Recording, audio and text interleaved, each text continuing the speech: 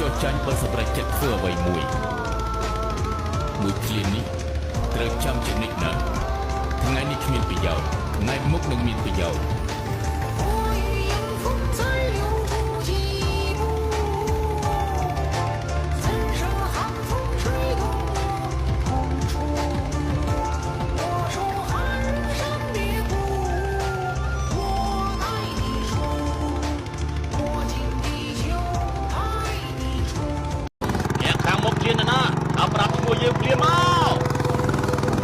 ខ្ញុំគឺលីពូ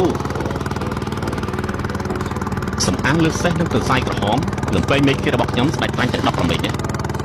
គឺគ្មានន័យចំពោះខ្ញុំនោះទេមិនបាច់100នាក់ទេខ្ញុំម្នាក់ឯងក៏បានគេឈ្មោះលោកមេតបលីពូខ្ញុំល្បីជាយូរមកហើយគេតែងថាលីពូក្នុងវងមនុស្សដូចទន្សាយក្នុងវងសេះរួមទាំងលោកពេងខ្វែងមេឃារបស់លោកមេតបអាចទុកថាលើលោកមានគូប្រៀបតែម្ដងទាន់ពីចាំងហ្វីនិងចាំងពីសេចក្តីក្លាហានពួកគេមិនចាញ់លោកមេតបទេខ្លាចស្អីទៅខ្ញុំមានសេះទន្សាយក្រហមលំពេងមេឃាខ្ញុំមិនខ្លាចទេខ្ញុំម្នាក់ឯងក៏បានលីពូក្នុងចំណោមមនុស្សសេះទន្សាយក្រហមក្នុងវងទន្សាយ